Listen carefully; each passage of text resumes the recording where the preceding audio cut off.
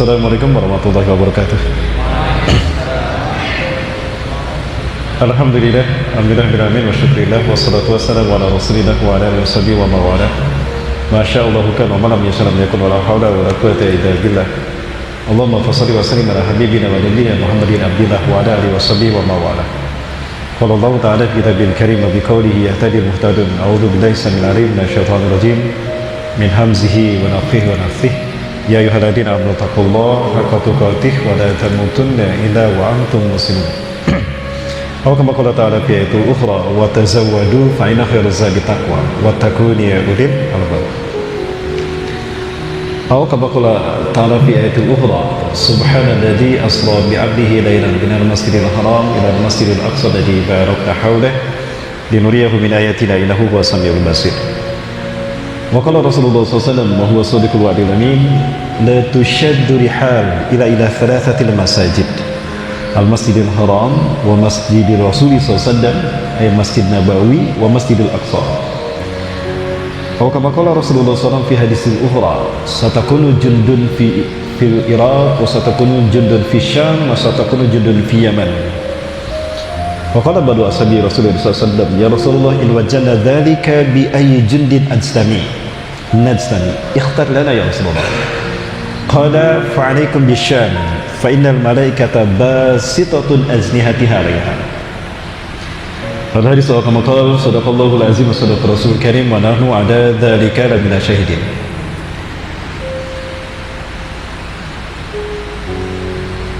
Tiada kata yang bisa kita ucapkan pada kesempatan siang hari ini setelah kita sholat zuhur berjamaah. Kita berkumpul sejenak untuk kita mentadaburi satu peristiwa yang Allah abadikan di dalam Quran surat Al-Isra. Ya, yaitu satu peristiwa yang terkait dengan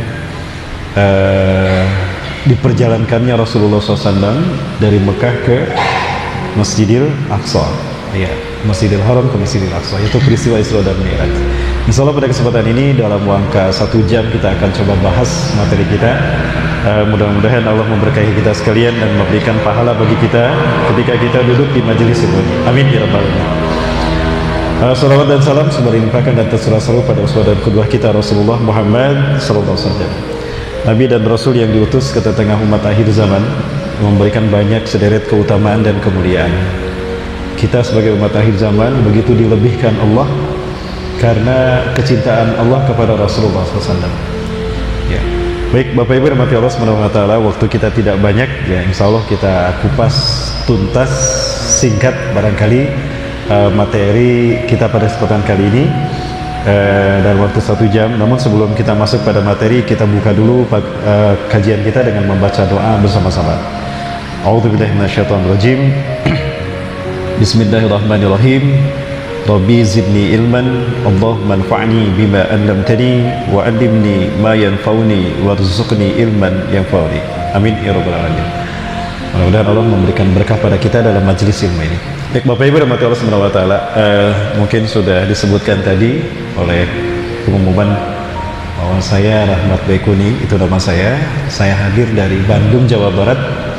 Saya hadir bersama teman-teman dari MBI Mulia Berbagi Indonesia dalam rangka syiar edukasi tentang Palestina dan sekitarnya. Baik Bapak Ibu rahmati Allah Subhanahu wa taala, peristiwa Isra Mi'raj. Apa itu Isra dan Mi'raj? Ya. Peristiwa Isra Mi'raj ini adalah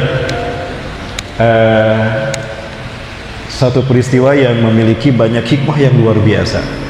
Dari sekian banyak fragmen sejarah yang dialami Rasulullah SAW, peristiwa Isra Mi'raj ini memberikan banyak hikmah yang luar biasa. Yang pertama, kenapa peristiwa Isra Mi'raj ini terjadi? Pada saat itu Rasulullah SAW mengalami tekanan psikologis yang luar biasa. Rasulullah SAW ketika memulai dakwahnya, dakwah risalah tauhid, itu mengalami tekanan-tekanan yang luar biasa. Yang pertama, beliau ditinggalkan oleh 2 orang tercintanya. Yang pertama oleh pamannya sendiri, Abu Thalib. Ya, seseorang yang selama ini mengcover dakwah Rasulullah SAW, banyak membantu dan begitu tumpah kasih sayang beliau kepada Rasulullah. Apalagi memang Rasulullah lahir tidak disaksikan oleh ayahnya yang tercinta. Ya, beliau lahir dalam keadaan sebagai anak yatim.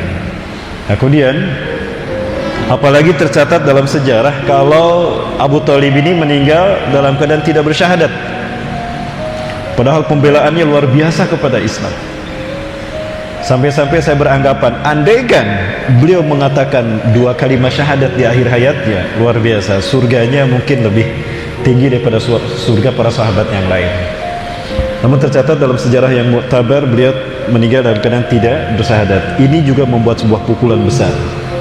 Bahkan Allah memberikan teguran pada Rasulullah SAW dalam arti nasihat. Ya, a'udzubillahi minasyaitonirrajim, innaka la tahdi man ahbabta walakin Allah yahdi man yasha. Ya, engkau tidak bisa memberikan petunjuk, tidak bisa memberikan hidayah kepada orang yang kau cintai Muhammad, tapi Allah lah yang memberikan hidayah kepada siapa yang Allah kehendaki. Yang kedua, belum hilang kesedihan Rasulullah SAW ditinggal oleh pamannya, belum pun ditinggalkan oleh istrinya yang tercinta, Siti Khadijah, satu dari 4 wanita terbaik di alam semesta, orang yang mengimani Rasulullah pertama kali, membenarkan kenabian dan kerasulan beliau pertama kali, seseorang yang mendampingi hidup Rasulullah SAW hingga akhir hayatnya, mengorbankan semua hartanya demi dakwah Islam, meninggal dunia. Ya. Maka tahun itu dinamakan Amul Hazan, tahun kesedihan. Ya. Bertambah lagi penderitaan yang dialami Rasulullah dan para kaum muslimin. Di saat itu Rasulullah SAW ditekan dan para sahabat ditekan untuk murtad, menahan dakwahnya. Para sahabat yang masih bisa dihitung jari itu dipaksa untuk murtad kembali, jika tidak mereka disiksa sampai mati. Itu peristiwa yang kemudian membuat Rasulullah SAW pun tertekan kembali, ya, secara psikologis Bapak Ibu sekalian. Nah, peristiwa demi peristiwa inilah yang pada akhirnya membuat Rasulullah SAW berenung di tanah suci Mekah. Ini salah satu contoh peristiwa di mana keluarga para sahabat mereka disiksa agar murtad kembali. Ini keluarga Ammar bin Yasir yang disiksa oleh para pembesar kafir Quraisy Mekah dipimpin Abu Jahal. Ini Yasir, ayah dari Ammar, dipaksa murtad. Ya, tapi tetap beliau mengatakan 2 kalimat syahadat. Belum selesai 2 kalimat syahadat diucapkan, Abu Jahal mencekiknya hingga wafat. Ya. Kemudian Abu Jahal menyiksa ibundanya di hadapannya sendiri juga.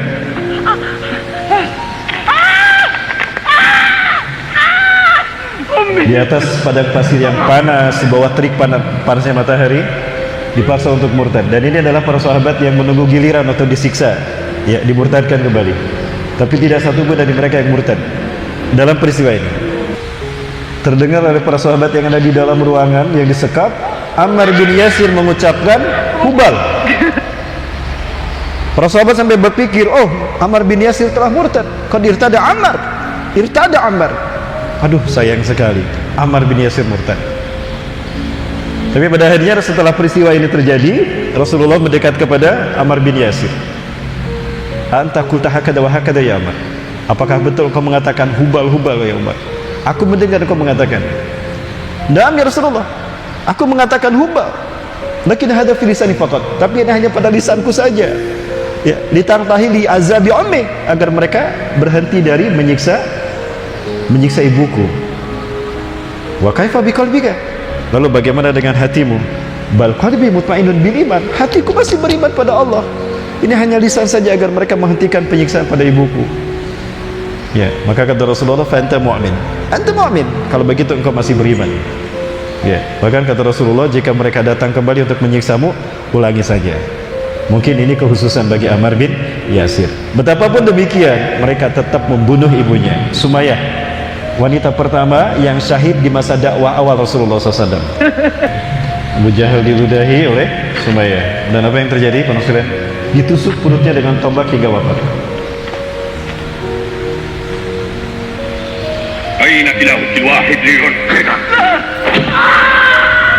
Ya, ini wakilah rahmatullah.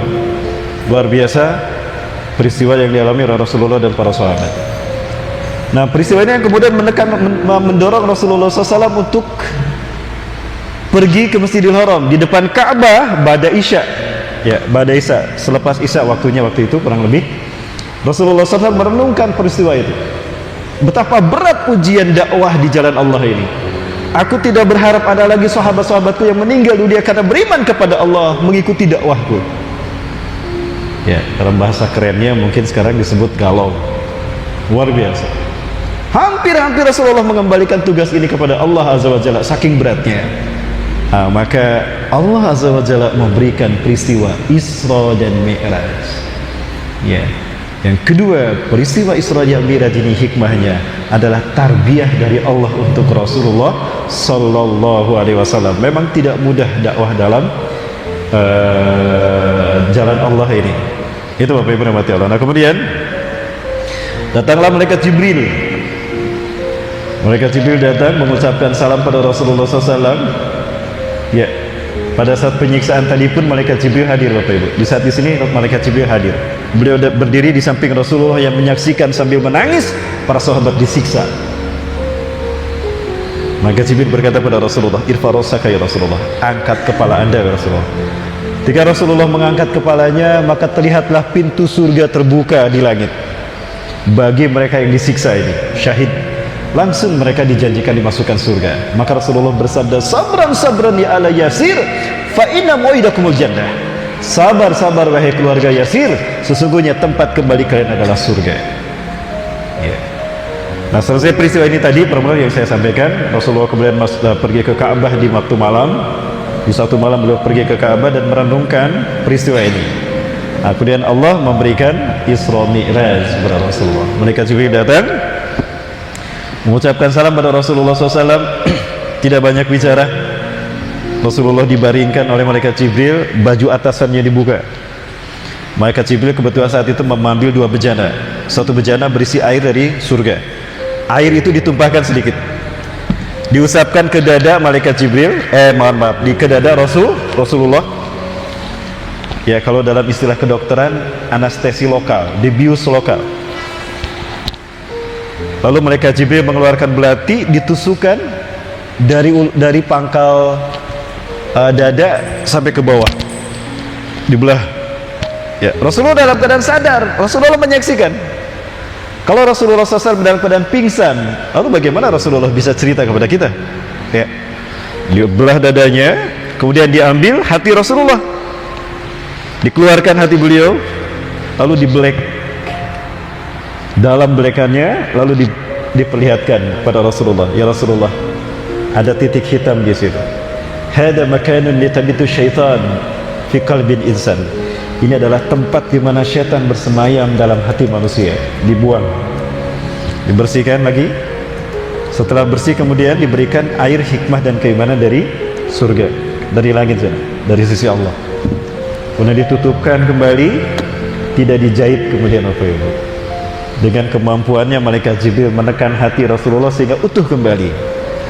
Ya, energi yang dimiliki oleh malaikat Jibril mampu mempersatukan kembali partikel daripada hati Rasulullah yang terbelah. Utuh kembali, dimasukkan lagi kepada tempatnya. Dada Rasulullah ditekankan kembali, lalu ditekan dengan kedua tangannya sehingga nyambung kembali seperti semula. Ini kekuasaan Allah yang Allah berikan pada malaikat Jibril, sedikit dari kekuasaan Allah. Kemudian Bapak Ibu rahmati Allah, Rasulullah disuruh memilih antara arak dengan susu.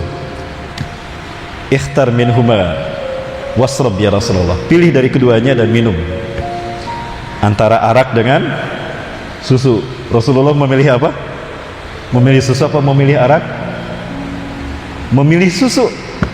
Diambil susu itu kemudian diminum. Bismillahirrahmanirrahim. Maka apa kata malaikat Jibril? Laqad asabtal fitrah ya Rasulullah. Sungguh Anda telah memilih fitrah Anda ya Rasulullah. Lau ikhtarta khamra, andaikan kau memilih khamar, la afsadatit anta wa ummatuk. Andaikan Anda memilih khamar, hancurlah Anda dan umatmu wahai Rasulullah. Nah, ini syarat jika ada pemimpin yang menghalalkan miras khamar, tanda kehancuran bangsa itu. Keceletot saya Bapak Ibu, mohon maaf. Baik Bapak Ibu rahmati Allah. Kemudian sumautitu bil buraq, lalu ditatangkan kepadaku buraq, hayawanun alladzi khalaqahu min nur. Ya, satu hewan yang Allah, seekor hewan yang Allah ciptakan dari cahaya. Ya, Allah ciptakan dari cahaya. Suratuhu tahtal hisan fawqal bigal. Ya, bentuknya di bawah kuda, di atas keledai. Ya, kemudian Rasulullah naik pada burak tadi. Pergilah dari Masjidil Haram, ya, kemana? Dari Masjidil Haram tidak langsung ke Masjidil Aqsa, tidak Bapak Ibu, tapi tanazul dulu di Yasrib. Kenapa kita berhenti Rasulullah? Di mana ya Jibril? Di mana nazul ya Jibril? Kenapa kita turun Jibril? Mahadil makan. Tempat apa ini? Hada Yasrib ya Rasulullah. Inilah Yasrib. Dan Anda akan dihijrahkan ke sini. Yasrib artinya gelap gulita, itu arti Yasrib. Ketika Rasulullah hijrah diganti namanya menjadi Madinatul Munawwarah, kota yang terang benderang dengan cahaya Islam, dengan cahaya tauhid. Dikasih cerita kemudian baru sekalian dari situ ke Sijir Musa di Madian, ke pohon di mana Nabi Musa bersandar ketika pergi menyelamatkan diri setelah bukan membunuh sebetulnya, tidak disengaja memukul seorang laki-laki Mesir yang menyakiti laki-laki Bani Israel. Karena dia adalah umat Nabi Musa, dipukul tuh orang Mesir, sekali pukulan mati dia. Pergi Nabi Musa karena menyelamatkan diri, bersandar di pohon itu. Nah, pohonnya masih ada sampai sekarang. Nah, itu namanya Syajar Musa di Madian. Dari situ kemudian Rasulullah ke Lembah Tua, Tur Sinai. Di Sinai, perbatasan tengah-tengah antara Rafah, Palestina, perbatasan Palestina Mesir dengan Mesir itu sendiri. Dari situ kemudian ke Jericho, tempat dilahirkannya Nabi Isa, baru ke Masjidil Aqsa, Bapak Ibu. Bapak Ibu rahmati Allah Subhanahu wa taala. Peristiwa itu oleh Allah diperlihatkan kepada Rasulullah melalui peristiwa Isra Mi'raj ini. Peristiwa apa yang Allah perlihatkan? Peradaban para nabi dan rasul. Wahai Rasulullah SAW, sebelum aku lahirkan, Allah utus para nabi dan rasul. Dimulai dari Nabi Adam sampai Isa bin Maryam. Inilah tempat di mana mereka Allah utus, wahai Rasulullah. Inilah peradaban mereka. Di sini disebutkan oleh malaikat Jibril. Di sana Allah mengutus Nabi Daud, di sana Allah mengutus Nabi Zakaria, di sana Allah mengutus, disebutkan oleh malaikat Jibril. Pelajaran berharga pada Rasulullah SAW. Oh, demikian ya. Nah, itu perjalanan. Itu terjadi di malam hari. Peristiwa diperjalankan Rasulullah dari Masjidil Haram ke Masjidil Aqsa di malam hari, itu namanya Isra. Jadi kalau Bapak Ibu melakukan perjalanan di malam hari, Bapak Ibu melakukan Isra. Ya. Mi'raj itu naik ke langit. Alat yang digunakan Rasulullah yang dinaiki untuk naik ke langit, ke Sidratul Muntaha, itu namanya Mi'raj. Sampai Rasulullah di masjid ini, Masjidil Aqsa, Rasulullah turun, ya, menempuh perjalanan yang sangat jauh Bapak Ibu, dari Masjidil Haram ke Masjidil Aqsa. Berapa jaraknya? Nah, ini saya catat Bapak Ibu. Berdasarkan data Masjidil Haram ke Masjidil Aqsa jaraknya 1233 km. Berarti PP Rasulullah 2466 km. Perjalanan yang sangat jauh. Ya. Ketika sampai ke Masjidil Aqsa, Rasulullah SAW kemudian masuk ke masjid ini Bapak Ibu. Nah, ini Masjidil Aqsa. Al-Aqsa itu seluas ini, alun-alun. Areal seluas ini namanya Al-Aqsa. Di dalamnya ada beberapa masjid. Dulu berdiri dengan megah istana Nabi Daud dan Nabi Sulaiman. Namun sepeninggal Nabi Daud dan Nabi Sulaiman, Bani Israil melakukan maksiat, berdosa. Bahkan di sini mereka melakukan dosa. Hingga dihukum oleh Allah. 3 bangsa besar menghancurkan mereka. Mesir, Syria, dan Kaldani, Irak. Ya, ketika Isra Mi'raj Rasulullah memasuki pintu ini, pintu barat. Nah, memasukinya pintu lewat sini, Pak. Inilah dinding yang tersisa dari istana Nabi dan Nabi Sulaiman. Rasulullah masuk ke sini, kemudian Rasulullah menginjitkan buruknya di sini. Ya, setelah itu Rasulullah SAW berjalan masuk ke Masjid Marwani di bawah lantai masjid ini. Ini ada beberapa masjid Bapak Ibu sekalian. Ya, ada Masjid Dome of the Rock. Disebut Dome of the Rock karena masjid inilah terdapatnya batu yang dinaiki Rasulullah naik ke langit, Mi'raj. Disebut juga Qubatus Sohra karena masjid ini berkubah kuning berwarna emas. Nah, ini batu yang dinaiki Rasulullah Bapak Ibu. Hampir setengah dari masjid ini. Ya, setengah lebih dari masjid ini yang bagian depan Bapak Ibu sekalian. Nah, dan ini Masjid Kibli. Disebut Masjid Kibli karena di masjid inilah para sahabat sholat pertama kali menghadap ke Ka'bah setelah turun Al-Baqarah 144. Dari sini kalau kita jalan ke sebelah sini Bapak Ibu, di bawah lantai ini ada pintu masuk ke bawah masjid. Itu Masjid Marwani. Nah, di masjid itulah Rasulullah mengimami 1.500 nabi dan rasul dari Bani Israel. Sholat 2 rakaat. Baru setelah itu menaiki batu tadi, menaiki batu ini, naik ke langit bersama malaikat Jibril. Ya. Setelah diperlihatkan peradaban para nabi dan rasul, bertemu dengan nabi-nabi Bani Israel, bersalaman, ya, ngobrol dengan mereka. Lalu Allah angkat Rasulullah ketika naik ke batu tadi, batu Mi'raj, naik ke langit bersama malaikat Jibril. Ketika Rasulullah naik ke langit, berarti memasuki ruang hampa udara, betul? Apakah Rasulullah pakai baju oksigen? Seperti astronot kalau naik ke langit pakai baju oksigen, betul? Tidak kan?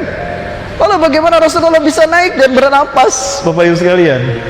Satu, malaikat Jibril mendekap Rasulullah, dalam arti dengan sayapnya.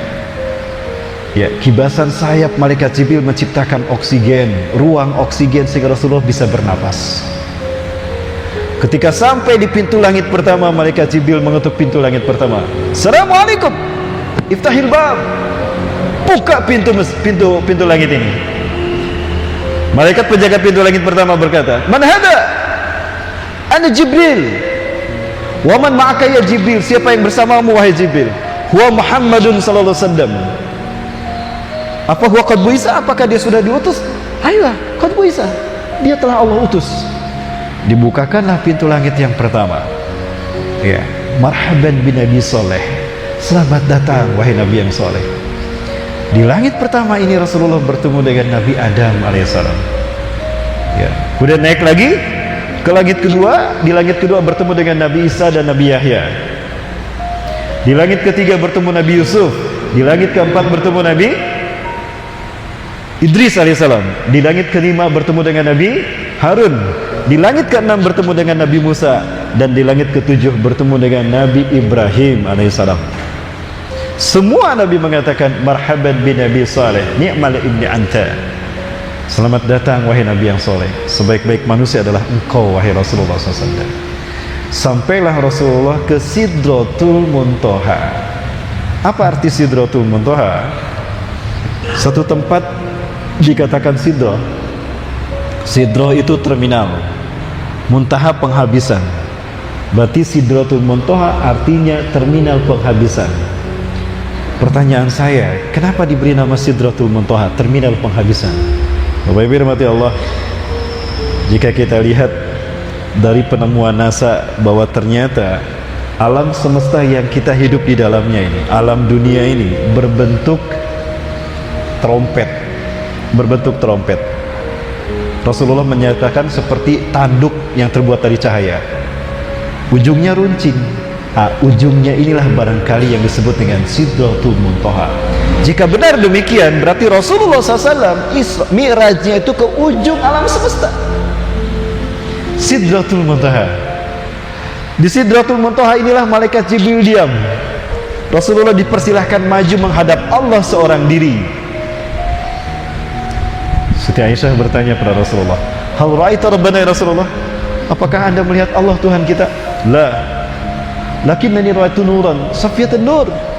Tapi aku melihat cahaya yang sangat indah, cahaya yang menyejukkan hatiku, cahaya yang membuat nyaman penglihatanku. Disitulah Allah mewajibkan sholat 5 waktu. Satu-satunya ibadah wajib yang Allah perintahkan pada Rasulullah tanpa perantaraan malaikat Jibril, sholat. Nah, jadi kewajiban sholat ini perintahnya terjadi, diberikan oleh Allah pada Rasulullah di peristiwa Isra dan Mi'raj. Ada banyak hikmah Bapak Ibu. Kenapa untuk naik dari dunia, dari bumi ke Sidratul Muntaha harus dari Masjidil Aqsa? Kan dari Masjidil Haram langsung ke langit bisa Bapak Ibu ya, betul? Atau dari Madinah misalnya, atau mungkin dari Masjid As-Sajadah, bisa saja dari Pekanbaru naik ke langit. Kenapa harus dari Masjidil Aqsa? Nah, ini hikmahnya. Kemudian kenapa sholat diwajibkannya dalam peristiwa ini? Ada banyak hikmahnya. Baik, kalau waktu kita panjang kita bahas Bapak Ibu. Lanjut Bapak Ibu? Lanjut ya. Allah menunjukkan kepada Rasulullah dari Masjidil Aqsa ke Sidratul Muntaha, kekayaan Allah, kekuasaan Allah, kerajaan Allah. Inilah alam semesta, kerajaan aku. Inilah kerajaan Allah Subhanahu wa taala. Inilah langit demi langit, lapis demi lapis langit yang luar biasa luasnya. Di situ Rasulullah merasakan kebesaran Allah Azza wa Jalla. Ternyata kecil Rasulullah SAW. Bahkan di Masjid Marwani ketika sholat tadi mengimami 1500 Nabi dan Rasul, Allah pertemukan Rasulullah dengan Nabi Zakaria. Nabi Zakaria cerita kepada Rasulullah bagaimana sejarah beliau berdakwah di Palestina, di Masjidil Aqsa. Beliau dibelah tubuhnya oleh kaumnya sendiri, digergaji Bapak Ibu. Pada saat itu Nabi Yahya dan Nabi Zakaria dikejar-kejar untuk dibunuh. Ketika Nabi Yahya dan Nabi Zakaria sedang sholat, Nabi Yahya disembelih Bapak Ibu, dipegang oleh tentara Romawi, ini atas perintah Raja Herodes. Kemudian diseret ke pinggir, disembelih itu Nabi Yahya sampai putus kepalanya, darahnya ditampung di ember, kemudian dibawa pergi. Sementara Nabi Zakaria dihantamkan ke dinding padahal sedang sholat. Lalu beliau pingsan. Begitu sadar beliau menyelesaikan sholatnya, lalu beliau pergi menyelamatkan diri. Sudah kakek-kakek Bapak Ibu, usianya sudah 100 tahun lebih. Aduh, aku sudah tidak kuat berlari, aku pasti ditangkap oleh mereka. Kemana aku harus bersembunyi? Tiba-tiba ada sebuah pohon besar membelah diri. Allah perintahkan membelah, maka pohon itu membelah dan berkata, ya Nabi Allah, ya takhtabi anta ada jasadi, bersembunyilah engkau ke dalam tubuhku, kata pohon tadi. Aku akan menyelamatkan engkau, menyembunyikan engkau dari mereka.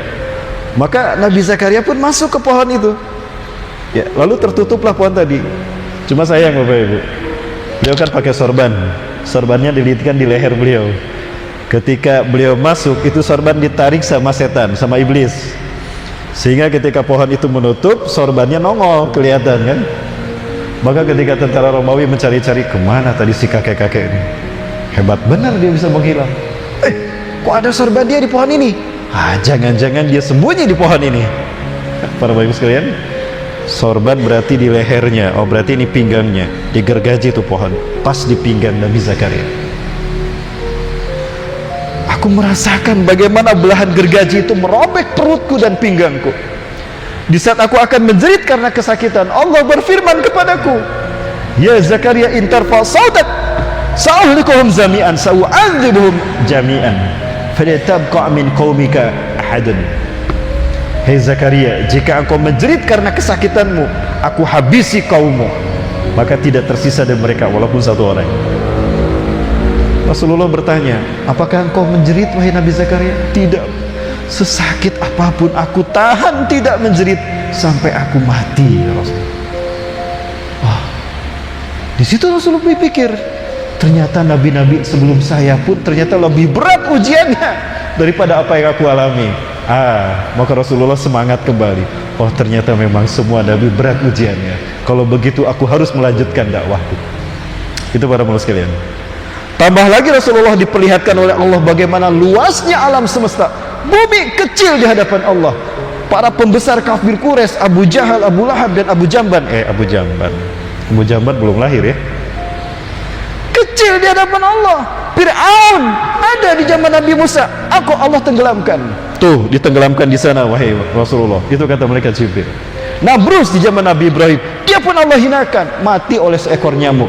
Padahal sosok yang berkuasa dan mengaku Tuhan, Allah hinakan dengan mati oleh seekor nyamuk. Nyamuk itu masuk ke hidungnya, bergerak itu nyamuk sampai ke pusat otaknya, lalu disengatlah dengan racun yang dibawa oleh nyamuk tadi, mati seketika itu Nabrus. Oh, luar biasa. Berarti Allah tidak pernah meninggalkan hamba-hambanya. Allah tidak pernah meninggalkan para nabi dan rasul. Maafkan aku ya Allah, sempat merasa berat dengan dakwahku. Ternyata memang para nabi jauh lebih berat daripada aku. Itulah yang membuat Rasulullah kembali bersemangat dakwah. Baik Bapak Ibu rahmatullahi wabarakatuh, itulah peristiwa Isra dan Mi'raj. Hikmah yang ketiga, peristiwa Isra Mi'raj ini juga merupakan satu ujian yang besar bagi Rasul dan para sahabat. Kenapa demikian? Karena tidak serta-merta para sahabat percaya kepada Rasulullah. Bapak Ibu dapat dibayangkan, ini peristiwa hanya Rasulullah SAW yang mengalaminya. Selesai peristiwa ini, Rasulullah merenung di depan Ka'bah kembali, mendarat kembali di depan Ka'bah di Masjidil Haram. Merenung beliau sampai matahari sudah mulai terlihat terbit. Ketika itu Abu Jahal datang. Siapa itu? Tumben Muhammad pagi-pagi ada di sini. Ya. Maka ditanya oleh Abu Jahal, Sabahul khair ya Muhammad, famada ta'mal huda? Ya, selamat pagi Muhammad, tumben pagi-pagi kamu ada di sini. Ngapain kamu Muhammad? Apa jawab Rasulullah SAW? Wahai pamanku, qad usriya bi filatil bariyah min huna ila Masjidil Aqsa. Wahai pamanku, aku tadi malam diisrakan dari sini ke Masjidil Aqsa. Aku bertemu dengan para nabi dan rasul, 1500 nabi dan rasul dari Bani Israel. Allah pertemukan denganku. Summa uridu ila sama hatta nihayatihi sidratil muntaha. Kemudian aku dinaikkan ke langit sampai sidratul muntaha. Walaqaitu bi Adam alaihissalam fis samil ula. Aku bertemu dengan Nabi Adam di langit pertama. Di langit kedua aku bertemu dengan Nabi Isa dan Nabi Yahya. Di langit ketiga aku bertemu dengan Nabi Yusuf. Di langit keempat aku bertemu dengan Nabi Idris. Langit kelima bertemu dengan Harun. Langit keenam bertemu dengan Nabi Musa. Di langit ketujuh aku bertemu dengan Nabi Ibrahim. Lalu aku menghadap Allah seorang diri, dan Allah mewajibkan sholat kepadaku 5 kali sehari semalam. Sekarang aku berada di hadapanmu. Sebentar Muhammad, kamu tidak mimpi kan? Tidak paman, aku betul-betul mengalaminya. Muhammad, udah, kamu mimpi kali. Enggak ya Ami, aku sadar, aku betul-betul mengalaminya. Berarti benar kamu gila. Muhammad, aku berjalan dari Masjidil Haram ke Masjidil Aqsa itu 1 bulan. Bapak Ibu, ini kata Abu Jahal. Aku berjalan dari Masjidil Haram ke Masjidil Aqsa dengan kendaraan tercepat 1 bulan. Balik lagi 1 bulan. Jadi PP berapa bulan Pak? 2 bulan PP. Kamu bilang cuma 1 malam. Aku ini dengan kendaraan tercepat apa Pak? Pakai Garuda mungkin, atau pakai Pajero. 1 bulan Muhammad. Balik lagi 1 bulan. Terus kamu bilang naik ke langit lagi bertemu dengan Allah. Langit itu luas Muhammad. Lalu kamu sekarang sudah ada di sini. Gila kamu Muhammad. Benar kamu gilanya. Innaka anta majnun hakka majnunin. Benar kamu gilanya. Gak lama datang Abu Bakar. Kebenaran temannya datang. Ta'ali Abu Bakrin. Sini Abu Bakar. Cerita kamu Muhammad pada Abu Bakar. Ceritakan lagi. Diceritakan oleh Rasulullah pada Abu Bakar. Ya. Rasulullah cerita sempurna seperti cerita pada Abu Jahal. Selesai Rasulullah cerita, Abu Jahal bertanya pada Abu Bakar, kaifa ra'yuka? Ma inda ra'yuka ya Abu Bakrin? Menurutmu engkau bagaimana? Bagaimana Abu Bakar? Hal tusadiqu? Apa kau percaya sama Muhammad? Di luar dugaan Abu Jahal, apa kata Abu Bakar? Ya Abu Jahlin, walau tahaddas asyadu min hadza, walaupun peristiwanya lebih dahsyat daripada ini, wajah min indi Muhammadin SAW, dan datang dari sisi Muhammad, la usaddiqu, aku percaya Abu Jahal. So, kamu mau apa? Pergilah Abu Jahal dengan bapak megang kepalanya. Ya, sama gilanya ini. Pergilah Abu Bakar.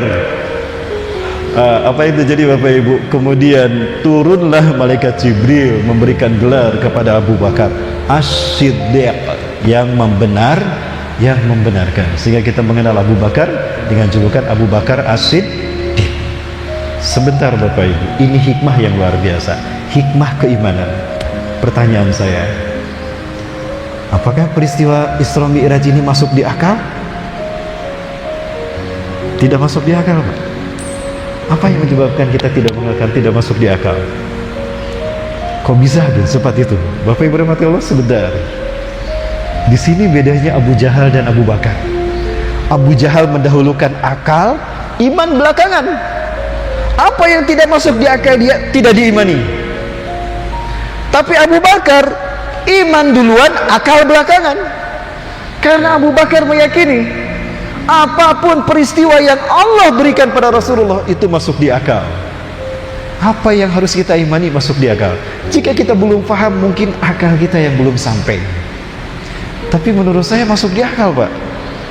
Sebentar Pak, Rasulullah SAW dari Masjidil Haram ke Masjidil Aqsa pakai apa? Pakai Pajero, pakai Fortuner, atau pakai apa Pak? Pakai buruk kan? Buruk ini Allah ciptakan dari cahaya. Berapa kecepatan cahaya? Kecepatan cahaya 300.000 meter per detik. 1 detik Pak, 300.000 kilometer, 300 juta meter per detik. 300 juta meter per detik Pak. Tidak butuh 1 detik untuk cahaya mengelilingi dunia. Apalagi cuma dari Masjidil Haram ke Masjidil Aqsa Pak. Cepat sekali. Karena menggunakan buruk. Kemudian Rasulullah naik ke langit, melewati 7 lapis langit. Apakah Rasul naik sendirian? Tidak. Rasulullah naik bersama malaikat Jibril. Malaikat Jibril ini kalau turun dari Allah mendapatkan wahyu, turun ke Rasulullah berapa lama Bapak Ibu? Apakah lama? Sekian tahun, sekian bulan? Kan tidak, langsung saat itu juga. Jadi gimana Bapak Ibu? Masuk di akal tidak? Masuk di akal. Luar biasa cerdasnya Abu Bakar. Beliau belum belajar tentang partikel cahaya, tapi beliau sudah paham cepatnya itu. Oh, buruk dari cahaya, naik bersama Jibril. Oh, wajar, masuk di akal. Sebentar Bapak Ibu. Jadi gimana? Masuk di akal tidak? Masuk di akal Bapak Ibu. Apalagi Allah menjelaskan. Coba Bapak Ibu, ini ayat yang membenarkan peristiwa itu terjadi. Bapak Ibu lihat, ayat ini diawali dengan kalimat subhanalladzi. Allah pertaruhkan kesuciannya. Maha suci Allah yang telah memperjalankan hambanya dari Masjidil Haram ke Masjidil Aqsa. Allah pertaruhkan kesuciannya untuk membuktikan ini benar terjadi, bukan mimpi. Kenapa Allah turunkan ini? Karena begitu Rasulullah cerita kepada para sahabat, tidak sedikit yang mereka murtad dari Islam, balik menjelek-jelekan Rasulullah, balik mendustakan Rasulullah. Baik Bapak Ibu rahmati Allah, ringkas cerita karena waktu kita tidak banyak Bapak Ibu. Namun apa yang terjadi hari ini Bapak Ibu sekalian? Palestina hari ini berduka Bapak Ibu. Masjid kita yang pertama, kiblat kita yang pertama ini sekarang dikuasai oleh Zionis Yahudi. Zionis Yahudi ingin menguasai Masjidil Aqsa. Kenapa demikian? Karena mereka ingin membangun istana pas di reruntuhan Masjidil Aqsa. Mereka sedang berusaha untuk menghancurkan kiblat kita yang pertama. Ya. Karena Tuhan yang mereka tunggu-tunggu, Mesias. Mesias bagi Yahudi adalah Yesus bagi orang Kristen, dan bagi kita Dajjal. Ini keluar apa ke dalam Pak? Keluar ke dalam. Ke dalam Pak ya? Dalam. Mesias bagi Yahudi, Yesus Kristus bagi Kristen, Dajjal bagi kita Pak. Tadi subuh saya bahas tentang sejarah Dajjal di masjid saya lupa lagi. Ya, di masjid apa Bang? Ar-Rahmat, di masjid Ar-Rahmat, sama dengan saya namanya. Bapak yang rahmati Allah, apa yang terjadi? Zionis Yahudi yakin Dajjal akan segera datang, Mesias akan segera datang. Maka harus dibangun istana bagi Dajjal. Maka di mana masjid istana akan dibangun? Pas di atas puing-puing kiblat kita yang pertama. Dan ini yang mereka lakukan. Maka sampai hari ini bangsa Yahudi tidak berhenti menghancurkan kiblat kita yang pertama. Ini Bapak sekalian, tidak kurang dari 300 terowongan Bapak Ibu terdapat di bawah Masjidil Aqsa. Seperti ini terowongannya tadi, terowongan-terowongan kecil. Apa tujuannya terowongan ini dibuat? Tujuannya adalah untuk menghancurkan kiblat kita yang pertama. Apabila ada gempa dengan kekuatan 3 skala Richter saja, hancur Masjidil Aqsa. Kemudian akan mereka gantikan dengan Bait Solomon. Saya melihat bagaimana kerusakan sudah banyak terjadi di Masjidil Aqsa ini. Sementara sebelah selatan itu sudah ambruk beberapa bagian dari lantai atas Masjidil Aqsa. Ini mereka yang memberikan semangat pada pemuda-pemudi Yahudi yang melakukan penghancuran Masjidil Aqsa Bapak sekalian. Ya. Dan jika Masjidil Aqsa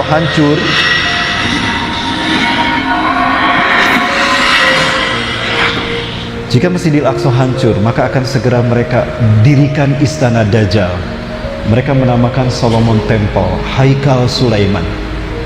Seperti ini bentuknya. Ini adalah salah satu contoh maket yang disepakati antara Amerika dengan Israel untuk dibangun di atas reruntuhan Masjidil Aqsa. Inilah istana Dajjal yang mereka persiapkan. Ya, jika ini sudah berdiri dan kita masih hidup Bapak Ibu, malu kita di hadapan Allah. Jumlah kita mayoritas di muka bumi, tapi tidak bisa melindungi kiblat kita yang pertama. Kalau ini betul-betul berdiri, maka iblis dan dajjal menang, umat Islam kalah, Bapak Ibu. Maka saat itulah iblis dan dajjal menguasai dunia. Tapi demi Allah, Allah Azza wa Jalla menegaskan di dalam Al-Quran, tujuan Allah mengutus para nabi dan rasul untuk mengalahkan tipu daya iblis dan agama-agama ciptaan mereka. Allah menyatakan dalam dua ayat, ya, ayatnya hampir sama bunyinya. A'udzubillahi minasyaitonirrajim. Huwallazi arsala rasulahu bil huda wa dinil haqqi liyuzhirahu 'ala dini kullih. Dialah Allah yang mengutus para nabi dan rasul. Dia telah mengutus rasulnya dengan membawa petunjuk dan agama yang benar. Ya, untuk dimenangkan Islam agama ini atas agama-agama yang lain. Walaupun orang kafir, orang musyrik membencinya. Jadi Islam pasti menang, mereka pasti kalah, Bapak Ibu.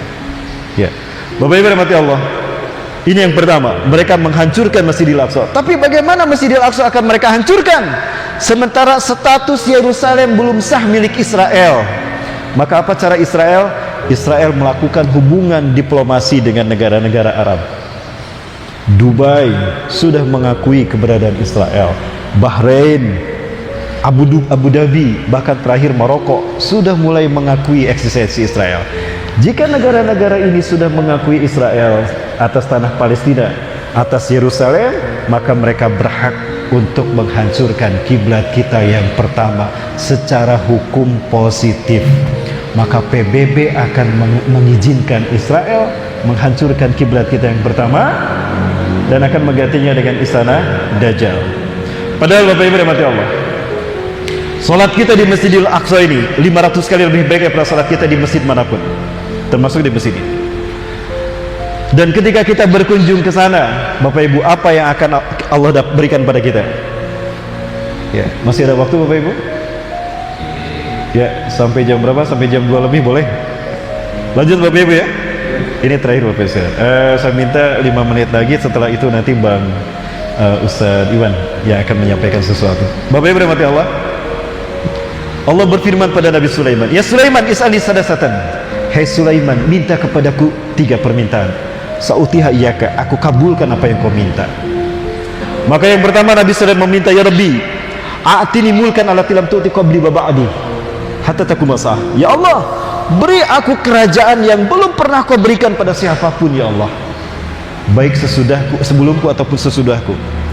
Maka Allah berikan kerajaan besar bagi Nabi Sulaiman, di mana Allah tundukkan bukan hanya manusia, jin pun Allah perintahkan taat sama Nabi Sulaiman. Bahkan air dan angin Allah perintahkan kepada Nabi Sulaiman, oleh Allah perintahkan pada air dan angin untuk tunduk pada Nabi Sulaiman. Jadi Nabi Sulaiman tinggal duduk aja di atas karpetnya, terbang tuh Pak. Angin diperintahkan membawa pergi kemana Nabi Sulaiman menginginkannya.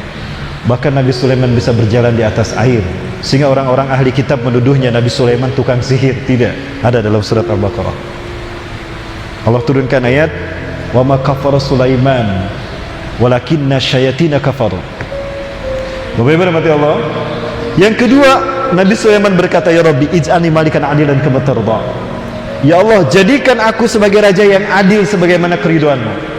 Maka jadilah Nabi Sulaiman raja yang paling adil di muka bumi. Keadilannya dirasakan oleh semua rakyatnya, bahkan semut pun merasakan keadilan Nabi Sulaiman. Betul?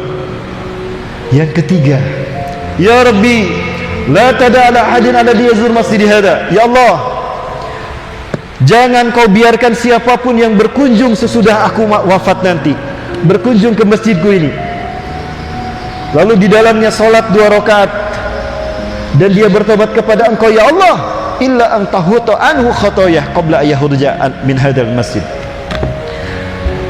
Jika siapapun ya Allah berkunjung ke masjidku ini, lalu mereka sholat di dalamnya walaupun hanya 2 rakaat, melainkan kau hapuskan semua dosa-dosanya sebelum dia keluar dari masjidku ini.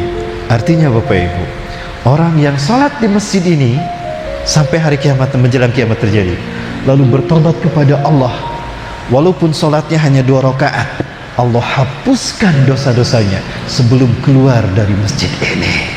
Itu Bapak Ibu, keutamaan dari Masjidil Aqsa. Tapi tadi kita saksikan masjid ini akan mereka hancurkan. Ya, kemudian akan mereka ganti dengan Haikal Sulaiman, istana Dajjal. Tapi demi Allah, Allah siapkan 3 pasukan besar untuk menghukum mereka. Ini tidak akan pernah terjadi. Bapak Ibu Allah, bukan hanya kiblat kita yang pertama yang mereka hancurkan, tapi umat Islam Palestina pun mereka bantai. Sejak 1948 sampai hari ini, mereka tidak henti-hentinya membantai saudara-saudara kita di Palestina. Ini yang mereka lakukan Bapak Ibu kepada saudara-saudara kita di Palestina. Bapak Ibu rahmatullah subhanahu wa ta'ala. Ya, sebetulnya bisa saja orang-orang Palestina mengungsi dari Palestina dan membiarkannya Israel mencaploknya. Mereka tidak akan mati dibantai, mereka tidak akan mati disiksa. Lalu kenapa mereka bertahan? Bapak Ibu sekalian, mereka mengatakan pada kita, jika kami keluar dari Palestina, maka Israel akan kembali menguasai Palestina. Dan jika Israel menguasai Palestina, maka di saat itu iblis dan Dajjal akan mengalahkan reputasi para nabi dan rasul. Maka demi Allah, betapapun kami disiksa dan dibantai oleh mereka, kami rela, kami ridho, asalkan Allah menerima darah-darah kami sebagai pengorbanan kami untuk menegakkan kalimat Allah. Kami bertahan sampai hari ini betapapun kami dibantai dan dibombardir, karena kami yakin kemenangan akan datang, bahwa kami suatu hari nanti akan merdeka. Sebelum hari kiamat, Allah akan memenangkan agama ini, dan titik tolak kemenangan itu adalah dari bumi di mana kami tinggal, dilahirkan dan dibesarkan, Palestina. Dan kami yakin Allah akan memilih satu bangsa yang akan membebaskan kami, dan bangsa ini adalah bangsa yang besar di mana Allah berikan kekuatan. Mereka lah yang akan membebaskan kami. Pertanyaannya Bapak Ibu, bangsa manakah yang mereka sebutkan, yang mereka maksudkan akan memerdekakan Palestina dari penjajahan Zionis Yahudi dan akan mengembalikan Al-Quds ke tangan mereka? Bapak Ibu rahmati Allah, ada satu hadis yang membuat saya bangga menjadi Muslim Indonesia. Ini sering saya sampaikan, apalagi dalam safari dakwah ini. Hadis ini, hadis di dalam Sahih Muslim, secara Syekh An-Nawawi, Rasulullah SAW menyampaikan, ya, dari Thauban haditsahu, ya cerita, annahu sami Rasulullah SAW yakun, dia mendengar Rasulullah SAW bersabda, inna rabbi zawaliyal arda, sesungguhnya Allah Tuhanku melipatkan bumi ini untukku. Bumi yang bulat dibikin datar, seret, hatta ra'aitu masyariqaha wa maghribaha, sehingga aku melihat kekayaannya terbentang dari timur hingga ke barat dunia. Wa atani al-kanzain, dan Allah berikan 2 pusaka kepadaku. Saya garis bawahi, wa atani al-kanzaini, dan Allah memberikan 2 pusaka kepadaku, al-ahmar wal abyada, pusaka merah dan pusaka putih. Rasulullah menyebutkan pusaka merah dan pusaka putih. Apakah ini maksudnya Indonesia? Tunggu dulu Bapak Ibu, hadis ini tidak menyebutkan Indonesia. Tapi setelah Rasulullah mengatakan pusaka merah putih, wa anna ummati, dan sungguh umatku di akhir zaman nanti, saya belum mulkuha mazawaliyamina, menggunakan huruf sin, artinya pasti umatku di akhir zaman akan kembali menguasai dunia dari timur hingga ke barat dunia. Bapak Ibu rahmati Allah, Rasulullah SAW mengatakan umatku akan menguasai dunia dari timur hingga ke baratnya setelah menyebutkan merah dan putih. Bapak Ibu sekalian, apakah hadis ini menunjukkan Indonesia? Rasul tidak menyebutkan Indonesia, tapi coba lihat Bapak Ibu, setelah sholat subuh berjamaah, saya sholat subuh di Masjid Kibli ini Bapak Ibu. Begitu saya keluar ke pintu keluar ini, saya bertemu dengan Syekh Ali Yaqub Al-Basi. Beliau adalah Ketua Rabita Ulama Palestin. 2012 Indonesia mengundang beliau sebagai keynote speaker. Saya diminta panitia mendampingi beliau selama beliau berada di Bandung, karena seminar itu ada di Bandung. Saya tanya beliau tentang pandangan beliau terkait dengan hadis tadi. Ahunaka mu'alaqa baina hadil hadis bi biladin Indonesia. Apakah ada kaitan antara hadis merah putih ini dengan kami Indonesia? Bendera kami merah putih, saya. Beliau mengatakan hal yang sama dengan Dr. Yusuf Abu Sunainah. Beliau pun saya tanya, jawabannya tidak jauh berbeda dengan Dr. Abu Bakar Al-Awabidah. Beliau mengimami salat tarawih di Jogokarian 2016 di Jogokarian, Yogyakarta. Mereka semua menjawab dengan sesuatu yang membuat kita bangga.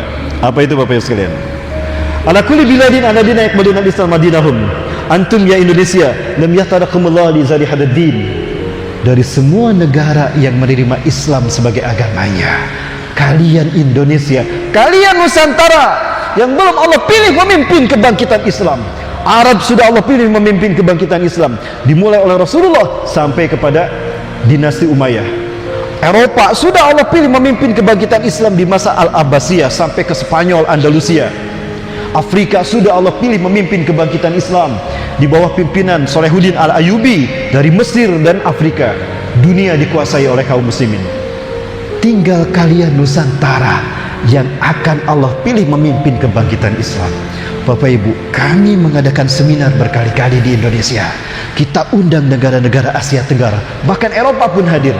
Mereka sepakat pembebasan Palestina dipimpin oleh Indonesia.